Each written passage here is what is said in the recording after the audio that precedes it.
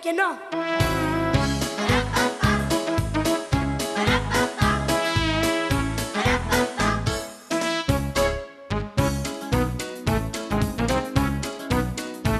Si potrebbe poi sperare tutti in un mondo migliore. Vengo anch'io. No, tu no, dove ognuno sia già pronto a tagliarti una mano. Un bel mondo sotto l'odio ma senza l'amore, e vedere di nascosto l'effetto che fa.